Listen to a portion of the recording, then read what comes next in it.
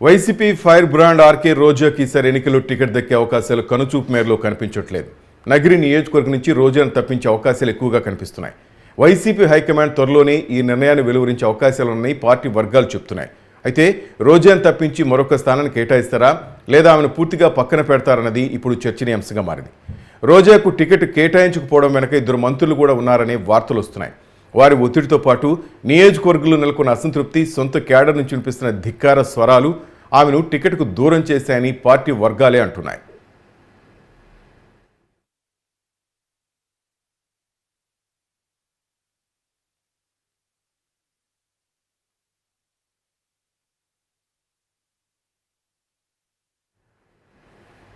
రోజా సినీ రంగం నుంచి రాజకీయ రంగంలోకి ప్రవేశించారు. మొదట తెలుగుదేశం పార్టీలో ఉన్న రోజా తెలుగు మహిళా అధ్యక్షురాలుగా కూడా పనిచేశారు.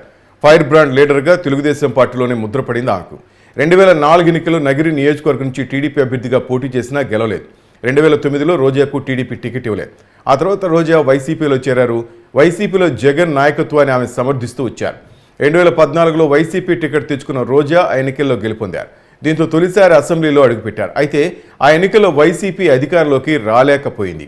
మరోవైపు ప్రతిపక్షంలో ఉన్న వైసీపీలో రోజా అప్పటి టీడీపీ ప్రభుత్వంపై నిప్పులు చెరిగేవారు. అసెంబ్లీ సమావేశాల్లో వేరంగం సృష్టించేవారు. దీంతో ఆర్కే రోజాను అప్పటి ప్రభుత్వం శాసనసభ నుంచి సస్పెండ్ చేసింది.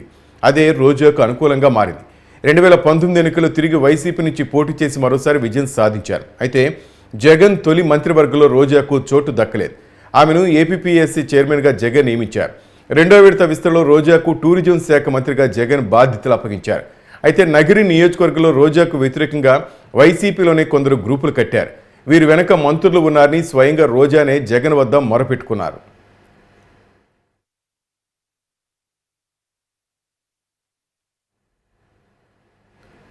రోజాకు వ్యతిరేకంగా నగిరి నియోజకవర్గంలో ప్రతినిధి వర్గాన్ని ఎగదోస్తూ మంత్రులు ప్రోత్సహిస్తున్నారని ఆమె ఆరోపిస్తున్నారు. తాజాగా టికెట్లు ఖరారు చేసే సమయంలో జెడ్పీటీసీలు, ఎంపీటీసీలు రోజాకు వ్యతిరేకంగా గళం విప్పడం ప్రారంభించారు.